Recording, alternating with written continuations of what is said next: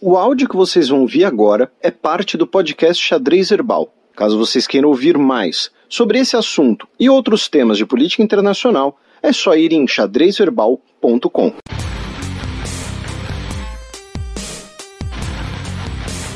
Giro de notícias.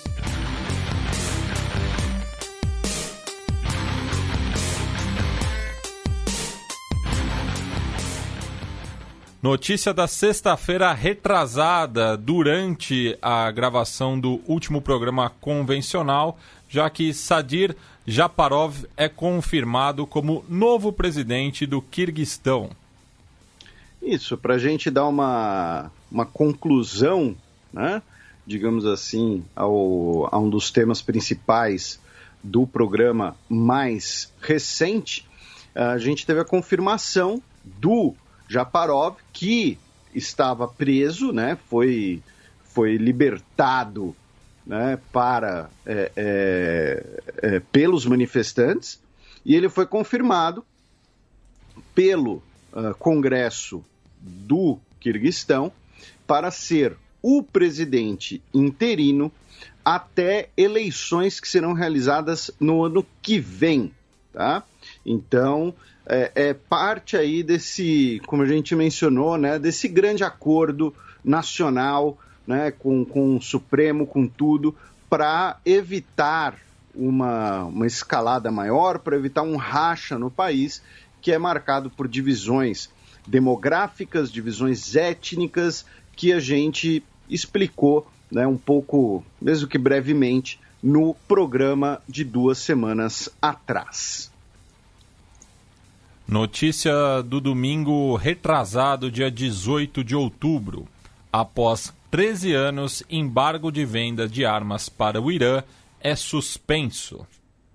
O embargo de armas da ONU, do Conselho de Segurança da ONU, que era parte, né, do acordo nuclear, seria num prazo de 5 anos. Então, o acordo nuclear foi assinado em 2015, num prazo de 5 anos, as sanções, o embargo armamentista do Conselho de Segurança da ONU, que estava em vigor há 13 anos, seria suspenso, tá? Então, é por conta dessa questão do acordo nuclear. Aí os nossos ouvintes vão se lembrar e falar, não, mas espera aí, Felipe, os Estados Unidos não saiu do acordo nuclear? Saiu. Os Estados Unidos pressionam os seus aliados para cancelarem um acordo nuclear, né, dizendo que foi um erro e tudo mais. A gente já falou bastante sobre isso, sobre essa questão do acordo nuclear aqui. Em relação à indústria de armas bélicas, né, o que acontece? França, Reino Unido, né, Alemanha, países que assinaram o acordo nuclear e apoiam o acordo nuclear, dificilmente vão chegar ao ponto de falar, olha, nós temos aqui o fim do embargo da ONU, tá? A gente assinou o acordo nuclear, então vamos começar a vender armas para o Irã. Até porque a União Europeia tem um embargo de armas contra o Irã. Então, o que isso significa? Se o Irã for começar a comprar armamento na praça, digamos assim, já que esse embargo das Nações Unidas foi suspenso, provavelmente vai ser com Rússia e China. Mais especificamente a China. Por quê? Porque a Rússia também vende armamentos para outros países da região, como a gente também já mencionou, e a Rússia ela não vai correr o risco, né, de entrar num choque com clientes muito maiores para vender armas para o Irã. A China não passa por esse, entre aspas, dilema. Pelo contrário, a China também é um player um pouco excluído do mercado armamentista, porque a China também sofre embargos no mercado de defesa, especialmente da União Europeia. Então, se o Irã for sair comprando armas por aí, ele provavelmente vai fazer isso com armamento chinês. E veja que eu disse se, porque a gente não sabe como está a situação econômica do Irã, ainda mais no contexto da pandemia, que a pandemia, né, afetou bastante o Irã, sua economia, obrigou gastos, né, para a compra de insumos de saúde, tudo isso. Então, resumidamente é isso. E ali no vizinho Iraque, a gente teve a notícia da morte do Izzat Ibrahim al-Duri. Ele era o rei de paus naquele baralho dos Estados Unidos de 2003, porque ele era o ministro da defesa, né, do Saddam Hussein. Ele era visto ali como um braço direito do Saddam Hussein. Ele passou aí anos foragido, digamos assim, né, fugindo de ser preso e tudo mais. Eu falo, digamos assim, não só pelo vício de linguagem, mas porque ele era procurado especialmente pelos Estados Unidos, né? E ele faleceu agora aos 78 anos de idade, embora sem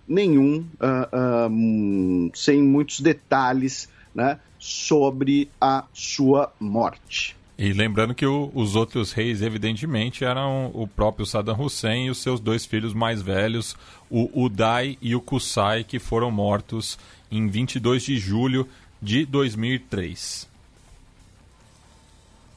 Notícia da segunda-feira da semana passada, dia 19 de outubro. Japão e Vietnã assinam acordos de defesa para retomar voos. Isso. O Japão e o Vietnã assinaram, né, um acordo de cooperação em termos de segurança e de defesa. E, né, contra quem que eles estão mirando? Né? A China. O Japão tem divergências fronteiriças com a China, incluindo na questão do Mar do Sul da China, né, vai ser o principal foco de tensão pelos próximos anos, já é um grande foco de tensão, por conta das divergências fronteiriças de exploração das zonas marítimas, e também porque é por onde passa a maior parte do comércio marítimo mundial. Então, né, Vietnã, Japão, ambos tendo a China ali como potencial adversária, retomaram essa cooperação. Aí algum ouvinte pode falar, não, mas espera aí, Felipe, o Vietnã é um país socialista, a China é um país socialista, como assim eles não têm uma boa relação? A gente já explicou isso aqui também, recapitulando. Embora sejam dois países socialistas, durante a Guerra Fria seguiam escolas de pensamento diferentes. A China do Mao, né, do Mao Tse-tung, rompe com a União Soviética. O Vietnã continua ao lado da União Soviética. Depois, na guerra entre Vietnã e Camboja, quando o Vietnã derruba o Khmer Vermelho era apoiado pela China, o Vietnã pela União Soviética. E depois a gente teve uma guerra entre Vietnã e China, em que o Vietnã saiu vitorioso. Então, Vietnã e China, embora sejam dois países socialistas, são países que têm um histórico de tensão, que não têm uma grande proximidade ideológica e também tem uma certa desconfiança, digamos assim, do Vietnã querer manter ali a sua esfera de influência regional no Sudeste Asiático. Já o Japão e a China, né, a gente tem todo um histórico de colonialismo, de imperialismo japonês. A gente tem o Japão como, né, um dos principais aliados dos Estados Unidos. Recentemente o governo japonês se comprometeu a comprar, né, bilhões num contrato dos F-35, o novo caça do consórcio internacional capitaneado pelos Estados Unidos. Então, essa cooperação entre Vietnã e Japão tem um alvo óbvio, que é o Mar do Sul da China e, especificamente, o governo de Pequim. E, além disso, também vão retomar voos, né, já que o Vietnã é um país que mantém a Covid sob controle. Vietnamitas são hoje a comunidade que mais cresce no Japão, especialmente de trabalhadores imigrantes que vão ao Japão para trabalhar em poços fabris, por exemplo, e ambos os países também têm uma forte relação comercial, tá? E junto com tudo isso, teve a confirmação de que o Vietnã vai comprar 6 navios de patrulha costeira, navios militares do Japão. Ou seja, além de tudo isso, ainda tem uma cooperação de compra de armamentos. No Japão, ainda, o governo disse que não vai assinar, né, o Tratado de Proibição de Armamentos Nucleares, que já foi ratificado por 50 países e, por isso, vai poder entrar em vigor. E essa decisão do governo japonês foi recebida com muitas críticas, né, dentro da sua sociedade, já que o Japão, como um dos países, né, o único país que já foi alvo de uma arma nuclear, você tem um movimento anti-armamento nuclear muito forte no país. Porém, o governo japonês deu a justificativa, uma justificativa bastante plausível, inclusive, que eu comentei isso aqui na época, né, quando o Aloysio Nunes estava capitaneando esses esforços, né, para a assinatura. O Brasil foi o primeiro país a assinar com o Aloysio Nunes, que foi o seguinte: olha, não adianta nada você fazer um tratado de proibição de armas nucleares se os países que têm armas nucleares não vão assinar. Né? Porque todos os signatários são países que não possuem armamento nuclear. Né? É um tratado proibindo armas nucleares assinado por exemplo, Equador, Uruguai, países que não possuem esse tipo de armamento, Nova Zelândia, países que sequer interesse têm nesse tipo de armamento. Então, o Japão falou: olha, é um tratado legal, é uma ideia legal, mas se as potências nucleares não assinarem, não adianta nada, então não vamos assinar também.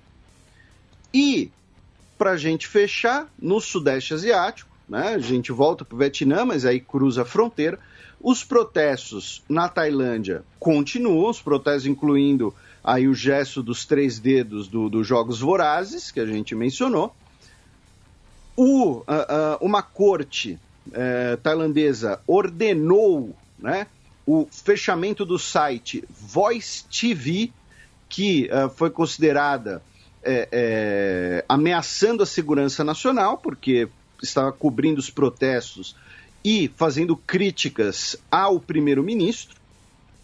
E também o primeiro-ministro, o Prayut Chan-o-cha, que ex-militar, ex-general do exército, que chegou ao poder via golpe e depois foi legitimado via uma eleição mequetrefe, ele suspendeu as medidas de emergência no país como uma maneira ali de um sinal de boa vontade para os manifestantes para uma eventual negociação.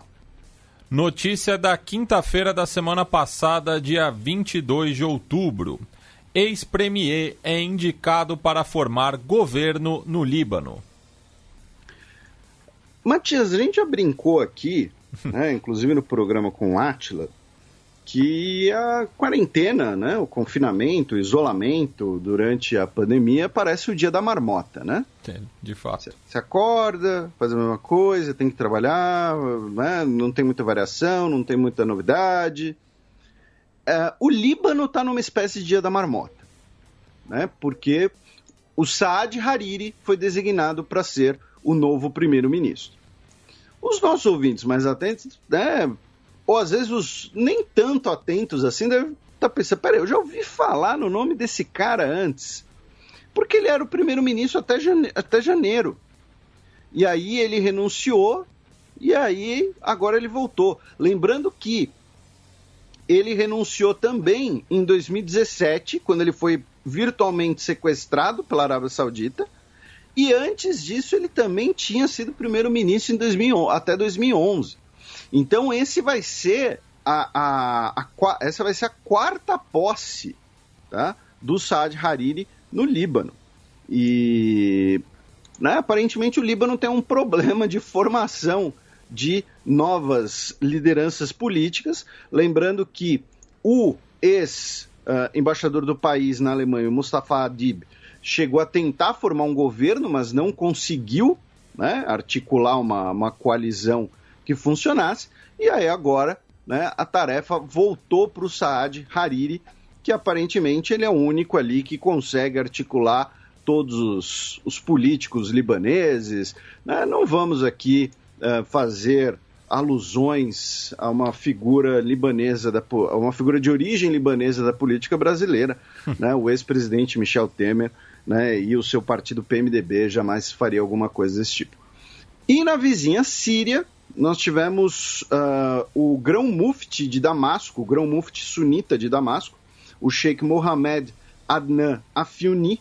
Ele foi morto num atentado à bomba na quinta-feira da semana passada, dia 22, na capital, em Damasco. Até agora ninguém reivindicou o atentado, tá?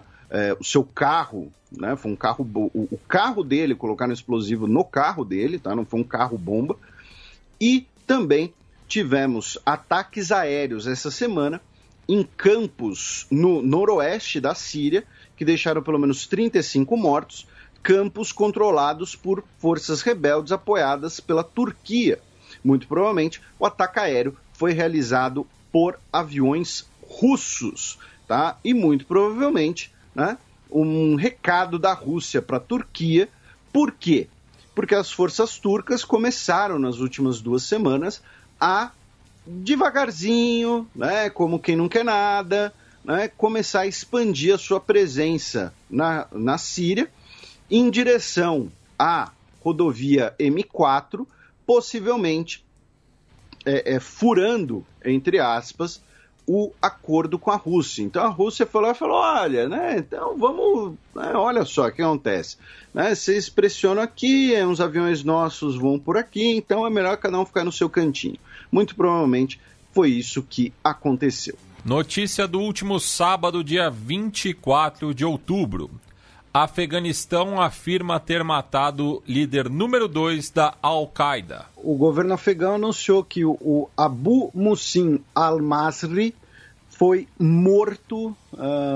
Ele estava na lista de terroristas mais procurados pelos Estados Unidos. Ele faz parte da Al-Qaeda desde os tempos do Bin Laden, né? Era da Al-Qaeda antes de ser modinha. E Al-Masri, né, significa o egípcio. Masri é Egito em árabe, não é Egito. E a morte dele teria sido via uma operação de forças especiais, mas não revelaram maiores detalhes. De qualquer maneira, as últimas 2 semanas foram bastante violentas no Afeganistão. A gente teve um ataque à bomba, uma bomba suicida a um bairro xiita de Cabul na semana passada, que deixou pelo menos 18 pessoas mortas. Nós tivemos um ataque contra uma escola também em Cabul, também um atentado à bomba suicida, deixou pelo menos 24 pessoas mortas. E o Daesh reivindicou o atentado, lembrando que o Daesh tem nos xiitas, né, os seus principais alvos. O governo afegão realizou uma grande ofensiva contra o Talibã no distrito de Helmand, deixando, segundo o governo afegão, matando pelo menos 100 integrantes do Talibã. E aí alguns dos nossos ouvintes podem falar, não, mas espera aí, Felipe, você não falou que Talibã e o governo iam entrar em negociação? Teve uma declaração que passou muito despercebida, mas eu achei muito interessante. Os nossos ouvintes vão achar só ou na imprensa árabe ou na imprensa regional. No caso aqui eu usei um jornal inglês da Índia, mas que fala muito do entorno indiano. Por quê? O Abdullah Abdullah, né, o chefe do Conselho de Reconciliação afegão, o principal negociador do governo de Cabul e que foi candidato a presidente nas últimas eleições, ele declarou no final de semana passado, dia 17 de outubro, que o retorno do Afeganistão a um emirado do Talibã é inaceitável para os afegãos. E aí eu fiquei me perguntando, né, por que o cara, né, decidiu falar isso e tal. Porque um porta-voz do Talibã deu uma entrevista há uns 20 dias atrás, mais ou menos, dizendo que o objetivo do Talibã continua o mesmo, que é restaurar o Emirado, ou seja, restaurar um Estado teocrático no Afeganistão, que é o que a gente vem batendo na tecla aqui há meses, de que não dá para negociar com o Talibã, o Talibã não cumpre o que negocia, não cumpre os combinados e não abandonou a sua luta fundamentalista. E aí eu me perguntei, por que o cara teve que falar isso? Porque o porta-voz do Talibã foi bem direto e reto em relação a isso. Então, sobre o Afeganistão, é isso aí. Notícia do domingo passado, dia 25 de outubro. Opositor Leopoldo Lopes chega a Madrid após fugir da Venezuela. Leopoldo Lopes vivia na embaixada espanhola em Caracas, né, desde abril de 2019. O pai dele é deputado no Europarlamento, né? E não deram detalhes como o Leopoldo Lopes chegou na Espanha. Ele muito provavelmente foi, entre aspas, contrabandeado, né, muqueado da Embaixada Espanhola para Bogotá, para Colômbia, e da Colômbia foi para a Espanha. Por conta disso, o governo venezuelano disse que o embaixador da Espanha na Venezuela, o Jesus Silva, é cúmplice da fuga de um criminoso. Porque, assim, ele estava dentro da embaixada asilado, ok, mas se ele não tinha um salvo-conduto para ir da embaixada até o aeroporto, então ele foi contrabandeado, foi muqueado da embaixada para algum outro lugar. É uma situação parecida, né, quando lá no início do programa, né, lá no governo Dilma ainda, o Eduardo Saboia, então representante brasileiro em La Paz, muqueou, né, o ex-senador boliviano, Roger Molina Pinto, para o Brasil. Então, porque não tinha um salvo-conduto, justamente. E lembrando que no caso do Leopoldo Lopes, né, até por motivos óbvios, a Espanha acaba sendo um destino bastante procurado, né, por opositores conservadores das antigas colônias espanholas na América de forma geral. Isso. Você já fez várias piadinhas sobre isso aqui no programa, inclusive. Ainda na Venezuela, o governo venezuelano anunciou a prisão de Roland Carreño, um jornalista que faz parte, né, do partido do Leopoldo Lopes, que teria confessado sua participação em crimes contra a ordem constitucional.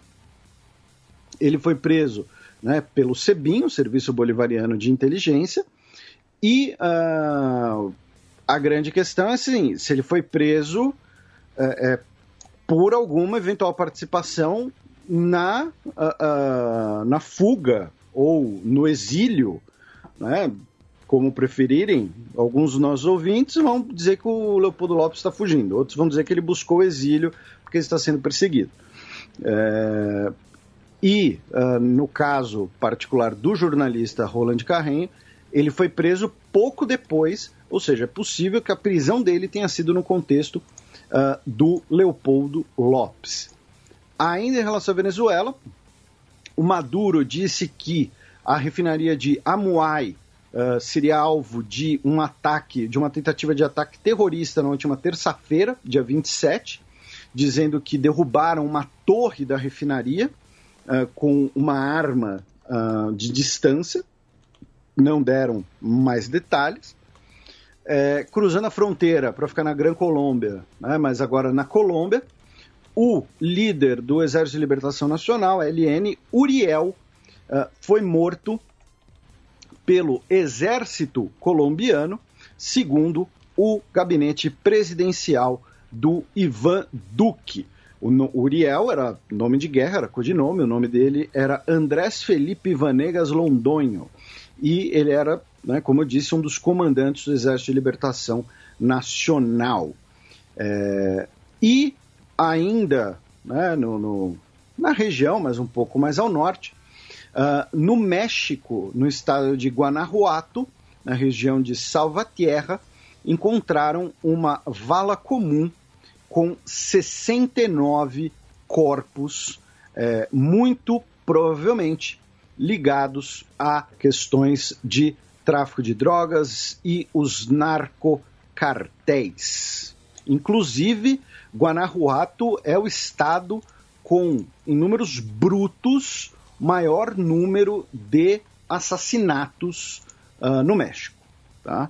Então, não é também exatamente um cenário, né, muito complicado de se entender o que acontece ali, especialmente os dois principais cartéis envolvidos são de Sinaloa e o cartel Jalisco. Afinal, o estado ele fica bem na região central do México, próximo ali da costa do Pacífico, onde justamente estão os dois estados citados pelo Felipe. Notícia da última segunda-feira, dia 26 de outubro. Passageiras são forçadas a fazer exames íntimos após bebê ser encontrado em aeroporto no Catar. Esse foi um caso bem bizarro, tá? Tenho certeza que muitos dos nossos ouvintes vão saber contribuir com esse assunto por questões de direito internacional, de segurança aeroportuária e tudo mais, mas foi o seguinte, o episódio aconteceu no dia 2 de outubro, porém só agora ele foi revelado. Em Doha, no Catar, encontraram um bebê recém-nascido no banheiro do aeroporto, em um dos banheiros do aeroporto. As autoridades catares desembarcaram todas as passageiras mulheres dos voos que estavam para sair e foram submetidas a exames ginecológicos. Eu acho muito bizarro, eu acho quase um eufemismo, quando não só a imprensa, mas autoridades falam em exames íntimos, porque assim, a gente sabe o que significa, né? Só que ao mesmo tempo, íntimo, né? Intimidade, o significado da palavra, né? Íntimo, intimidade, que tem relação à essência, né, da pessoa, que é algo extremamente privado e que tem relação com um afeto. A palavra íntimo é uma palavra que denota afeto. E não são coisas afetuosas, né? Você passar por um exame íntimo antes sei lá, de uma visita prisional não é algo afetuoso. Principalmente um exame íntimo não solicitado, né? Pois é. E aí o que aconteceu? As mulheres foram desembarcadas, foram levadas para ambulâncias e para descobrir se elas haviam dado à luz recentemente. Tá? E muitas dessas mulheres eram estrangeiras, tanto que o caso foi denunciado na imprensa australiana por um advogado chamado Wolfgang Babeck, que estava num voo que foi de Doha para Sydney, e ele disse que as mulheres que foram desembarcadas, submetidas a exame, voltaram ao avião em estado de choque, consternadas, uma delas chorando de forma inconsolável. O aeroporto, inicialmente, disse que pediu às mulheres que participassem da iniciativa de localização da mãe do bebê. Mas, mesmo com os exames, a mãe não foi determinada quem era, tá? A ministra de Relações Exteriores da Austrália, Marise Payne, disse nessa última segunda-feira, dia 26, que mandou um protesto às autoridades do Catar, que a Polícia Federal Australiana vai investigar o ocorrido. Aí, anteontem, depois que o assunto foi para a imprensa, depois que os governos começaram a se pronunciar, o governo Qatari, lembrando que o governo Qatari não apenas é responsável pelo aeroporto, mas também é dono da Qatar Airlines, assim como é dono do PSG e do Neymar, como a gente já mencionou, né? Neymar, funcionário público do Qatar. E o governo do Qatar pediu que lamenta qualquer incômodo ou violação de liberdade pessoal de qualquer viajante, dizendo que o que foi decidido foi algo decidido de forma urgente, né, para encontrar a mãe do bebê. No total, foram 18 passageiras desse voo de Doha para Sydney. Dessas 18, 13 eram cidadãs australianas. Só que tem os outros voos também.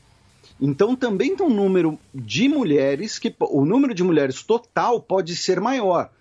Aí, depois da denúncia australiana, ontem, nós ficamos sabendo, pela imprensa, que 2 mulheres britânicas também foram submetidas a esses exames e que, pelo menos, uma neozelandesa também foi submetida a esse exame, e o Ministério de Relações Exteriores da Nova Zelândia disse que a atitude foi completamente inaceitável e que o governo neozelandês, inclusive, ameaçou de suspender as operações da Qatar Airlines, Qatar Airways, acho, né? Enfim, no país.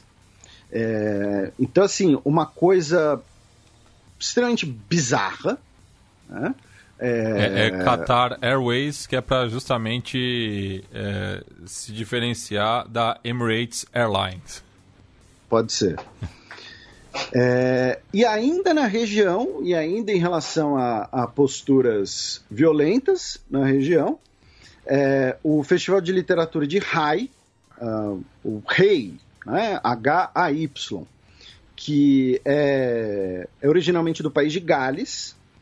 Ele foi realizado nos Emirados Árabes Unidos esse ano, porém, os organizadores do evento estão acusando o sheik Nayyan bin Mubarak Al Nahyan de ter feito um sexual assault, ou seja, um ataque sexual à curadora Caitlin McNamara no dia 14 de fevereiro, 11 dias antes do festival.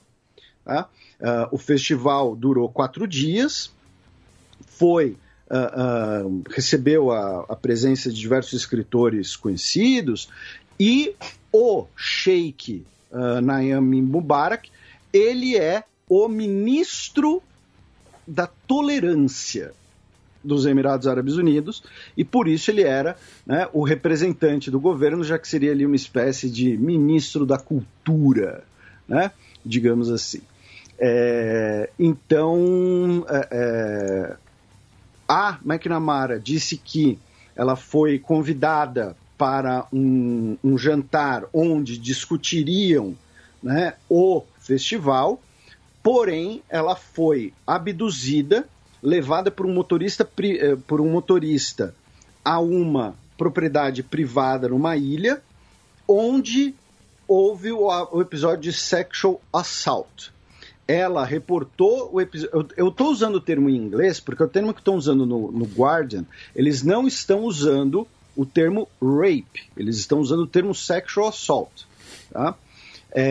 Ela reportou para a embaixada e agora o festival, os organizadores do festival, disseram que não vão voltar ao país a não ser que ele seja retirado do seu cargo de ministro.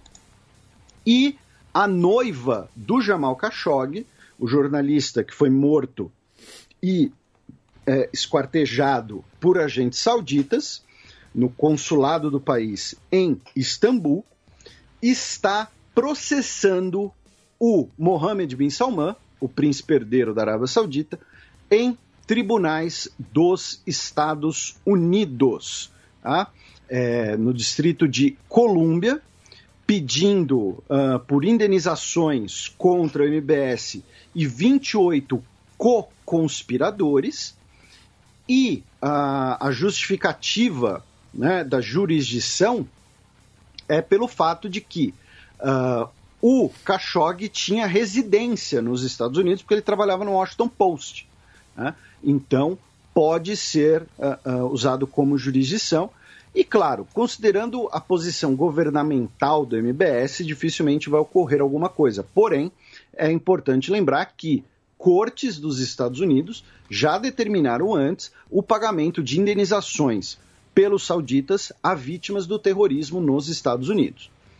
Não sei como é que vai ser essa situação, mas teremos aí esse processo. Também no começo da semana, governo das Filipinas convoca embaixadora no Brasil após denúncia de agressão. Por enquanto, embaixadora filipina no Brasil, a Marichu Mauro, foram reveladas imagens dela agredindo uma funcionária doméstica na residência oficial da missão diplomática, ou seja, não foi na embaixada, foi na residência da embaixadora, e a funcionária doméstica também é filipina, tá? Tivemos a veiculação dessas imagens que passaram na Globo, inclusive, que teve acesso ao circuito interno de segurança da residência, tá? São tapas, puxões de orelha, uma guarda-chuvada, e ela será alvo de uma investigação do Ministério Público do Trabalho, MPT, porém ela tem imunidade, né, por ter apresentado as cartas credenciais e tudo mais. E além disso, ela também representa as Filipinas na Colômbia, na Guiana, no Suriname e na Venezuela. Lembrando que há 5 anos, mais ou menos, teve veículo de imprensa no Brasil mostrando que estava em alta, né, a importação de domésticas filipinas pela elite paulistana, e depois choveram denúncias também de maus tratos e de situações análogas ao trabalho escravo dessas profissionais. E para a gente fechar esse bloco, e aqui na América Latina, tivemos essa semana, né, a formalização da aposentadoria, da despedida do Pepe Mujica, ex-presidente do Uruguai, que era senador, né, uruguai, e ele renunciou sua cadeira no Senado e disse que vai se retirar da vida privada, inclusive também por conta da pandemia, já que ele, né, por ter 85 anos de idade, e ele tem uma doença autoimune, inclusive, ele é, né, razoavelmente, né, do grupo de risco. Então, ele disse que a pandemia me expulsou, inclusive, e transmitiu sua renúncia à cadeira que os cidadãos me concederam. Né, para quem se interessar, depois vejam lá o pronunciamento dele, o discurso dele na íntegra, e, como eu disse, vai se retirar à vida privada. Vai ficar dirigindo o fusquinha dele. Quem deu um passo ao costado também foi o Júlio Maria Sanguinetti, né, o primeiro presidente da redemocratização, né, e que depois teve outro mandato entre 1995 a 2000, e assim como o Pepe Mujica, o Luiz Alberto Lacalle Herrera, pai do atual presidente, o Luiz Lacalle Pou, e o Tabaré Vázquez, que também teve 2 mandatos, assinaram uma declaração conjunta, né, manifestando solidariedade ao povo armênio e pedindo, né, pelo cessar-fogo ali no confronto em Nagorno-Karabakh. Lembrando que o Uruguai também tem uma colônia armênia bastante representativa, inclusive 2 uruguaios já defenderam a seleção armênia, né, o Bogossian e o Ghegozivian. O Bogossian é uruguaio? O Joaquim Bogossian, que jogou no News Old Boys, surgiu no Cerro de Montevideo. Eu pensei no Bogossian que jogou pela França. Não. Esquece, eu viajei legal. Mas É aquela coisa, se tem uma pessoa no mundo que vai saber quantos uruguaios jogaram pela seleção da Armênia, essa pessoa se chama Matias Barbosa Pinto. Enfim, passemos agora para o cheque, no qual a gente vai conferir, né, os resultados eleitorais e algumas prévias ao redor do mundo, excetuando a África, né, que a gente já tratou na coluna aberta. E a Moldávia também, você está ignorando a Moldávia, você é anti-Moldávia. E você agora esqueceu a Lituânia também. Notícia da última segunda-feira, dia 26 de outubro. Há 8 dias da eleição, Senado dos Estados Unidos confirma juíza conservadora para a Suprema Corte. A Amy Coney Barrett foi aprovada por 52 a 48 para a Suprema Corte. Já começou os seus trabalhos, inclusive. Uma senadora republicana votou contra, que foi a senadora Susan Collins, pelo Maine, dizendo que a votação tinha que ser depois das eleições. Ainda nos Estados Unidos, tivemos um episódio, né, mais um episódio de violência na Filadélfia, na Pensilvânia, já que um homem negro chamado Walter Wallace Jr., de 27 anos, segundo relatos, ele portava uma faca, os policiais pediram para ele soltar a faca e ele, então, é baleado 10 vezes na frente da mãe, inclusive, e foi declarado morto no hospital. Ele, segundo familiares, ele estava numa crise psiquiátrica devido a problemas de saúde mental que ele tinha, e o advogado da família já denunciou, dizendo que foi um assassinato na frente dos seus entes queridos, porque mesmo que ele tivesse uma faca, os policiais não fizeram tentativas de amenizar a situação, né, citando armas menos letais ou coisas do tipo. E 10 disparos. Né? E aí, por conta disso, tivemos uma onda de protestos também na cidade da Filadélfia, né, que foi a primeira capital dos Estados Unidos, e nós tivemos destruição de lojas e cerca de 170 pessoas detidas nessas manifestações. E, aliás, citando o Gustavo novamente, né, porque uma unidade do Walmart foi saqueada nesses protestos na Filadélfia. Existe uma preocupação porque o Walmart tem uma tradição de vender armamento, né, e de que esses saques sirvam para o armamento de parte da população, né? Até porque entre os eleitores do Trump, né, declarados, existe uma proporção de 2 armas por pessoa. Porque você tem que ter reserva caso a primeira trave, ué. Enfim. E se uma pessoa que declara voto no Trump não tem uma arma, isso quer dizer que tem uma outra com 4. Também tem isso. Tem uma... acho que é em Brooklyn Nine-Nine, quando eles pedem a arma do Pimento. E aí ele tem, tipo, 15 armas. Pois. E também nos Estados Unidos, uma notícia assim, completamente absurda, maluca, né, que os advogados da União Americana de Liberdades Civis soltaram um relatório dizendo que 545 crianças que foram separadas dos seus pais pelas autoridades migratórias em 2018 ainda não foram reunidas com seus pais, especialmente pelo fato de que a maioria desses adultos já foi deportado, ou então que as autoridades americanas não conseguem encontrar os pais dessas crianças. Então, vamos deixar claro, tem 545 crianças que estão num país estrangeiro em praticamente depósitos, né, de pessoas separadas intencionalmente dos seus pais. É uma notícia muito bizarra, para minha cabeça. Né? Quem quiser o relatório, inclusive, para quem lê inglês, foi publicado na íntegra. A sigla em inglês da organização é ACLU. Tá? Notícia da última terça-feira, dia 27, agora sobre a política externa estadunidense, já que o país anunciou uma nova venda de armamentos a Taiwan.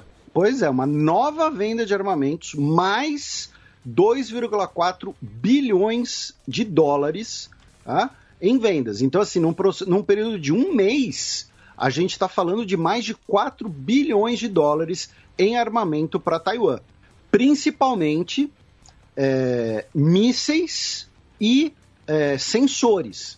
Ou seja, não são plataformas de armamentos, não está vendendo caças, navios, coisas grandes, mas está vendendo coisas mais sensíveis, digamos assim, incluindo a nova geração de mísseis Harpoon, né, que Harpoon, como o próprio nome já deixa meio claro, né, o arpão é o principal míssil antinavio do arsenal dos Estados Unidos.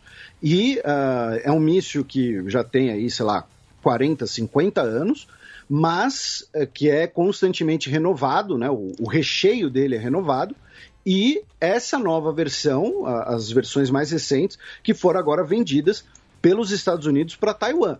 E é muito óbvio, né, que para que Taiwan deseja mísseis antinavios, né? Caso algum navio venha ali, olha, tem um navio vindo aqui do oeste, tá vindo lá da costa do continente, né? Então, ainda nesse contexto todo, os Estados Unidos designou outros 6 veículos de imprensa chineses como veículos de propaganda, né, do Estado chinês. O ativista de Hong Kong, Tony Chang, ele estava indo ao consulado dos Estados Unidos em Hong Kong para pedir asilo quando foi detido e preso.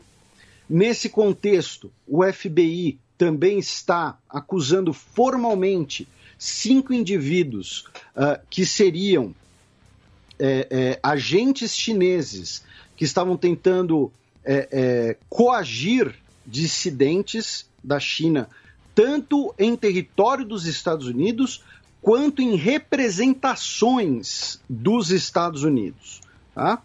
Porém, os nomes não foram revelados, é óbvio. A China, por sua vez, criticou o Canadá pelo relatório canadense que acusa a China de promover um genocídio contra os uigures, dizendo que o Canadá está fazendo uma interferência em assuntos internos, coisa que não é admitida no direito internacional. O relatório, né, do comitê do parlamento canadense disse que as ações chinesas configuram um crime de genocídio. Tá? Quem comentou o assunto foi o embaixador chinês no Canadá, o Kong Peiyu, tá? C-O-N-G, Kong. Lembrando que tem a questão da herdeira da Huawei, que está presa no Canadá até hoje. E outras 2 notícias desses países citados, mas mais leves, digamos assim. As Forças Armadas de Taiwan realizaram o seu primeiro casamento que envolve pessoas do mesmo sexo. 2 mulheres soldados se casaram com as suas noivas na cerimônia anual das Forças Armadas de Taiwan. Né? Então, assim, as Forças Armadas de Taiwan realizam todo ano uma espécie de casamento em massa de todos os militares que vão se casar naquele ano. E, pela primeira vez, 2 casais do mesmo sexo se casaram na cerimônia. E, no Canadá, a cidade de Asbestos decidiu mudar o seu nome para Val-de-Source. Você sabe por que esse pedido, meu caro Matias? Não.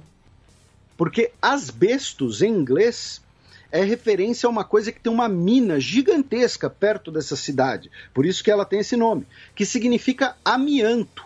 E como a gente sabe, hoje, em 2020, amianto é tóxico para um caramba. Sim. Né? Então, assim, era uma cidade chamada Amianto, porque tinha uma mina gigante de amianto ali do lado. E aí os caras olharam e falaram, olha, acho que pega meio mal, né? Acho que ninguém quer visitar aqui, né? Então, tal. E aí mudaram o nome para Val-de-Source, que é o nome de uma fonte de água que tem ali. Tá? Não sei qual que é o termo correto ali, se é uma terma, mas enfim, é uma fonte de água que tem ali. E tem, como eu disse, uma das maiores minas de amianto do mundo ali, que encerrou as suas atividades em 2011. Ainda em relação à política externa estadunidense, notícia da última quarta-feira, dia 28 de outubro. Índia e Estados Unidos assinam um acordo de cooperação em defesa. Índia e Estados Unidos vão compartilhar imagens de satélite, né? Me pergunto qual é o alvo em comum deles, né, novamente.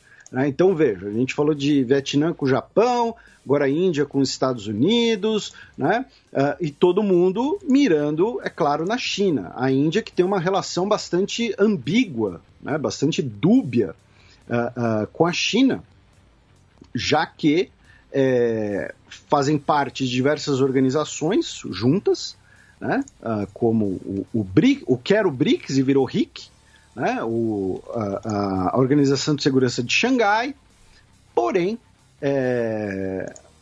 também temos as questões fronteiriças, todas essas questões que a gente já mencionou, já abordou em programas anteriores. Então a Índia, né, acabou aí assinando esse acordo com os Estados Unidos para compartilhar questões tecnológicas de defesa.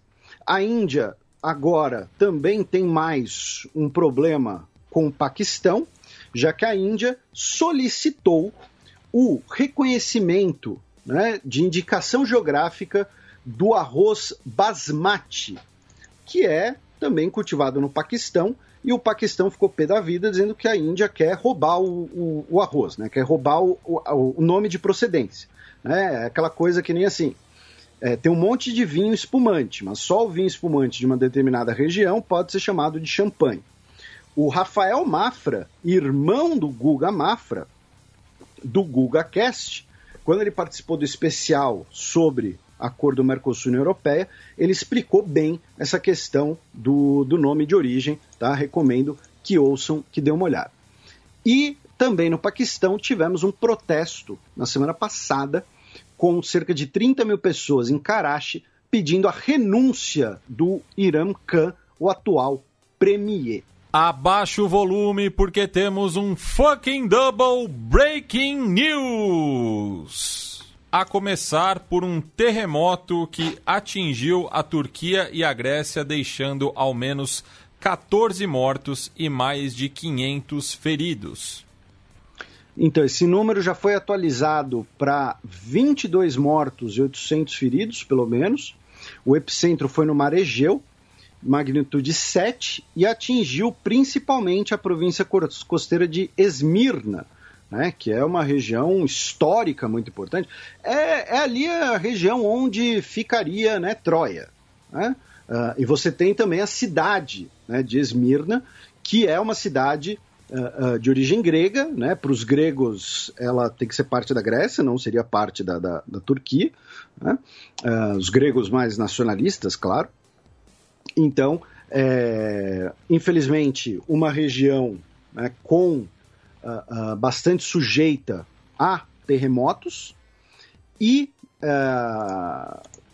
tivemos também reflexos do terremoto, não apenas na cidade na Turquia, mas também em ilhas gregas, e também foi sentido em Atenas, tá? Das pessoas mortas, pelo menos 20 foram na Turquia e 2 em território grego, tá? Infelizmente, né, temos que aí aguardar mais notícias, esperar que quem estiver desaparecido seja encontrado, que não tenhamos tantas mortes assim. E do Mar Egeu a gente vai para o Atlântico Sul, já que o procurador Norberto Belver atendeu ao pedido dos familiares das vítimas do desaparecimento, né, do submarino Ara San Juan, e pediu, né, uma declaração indagatória do ex-presidente Maurício Macri e do seu ministro da Defesa, o Oscar Aguad. A gente atualiza o caso na próxima quinzena.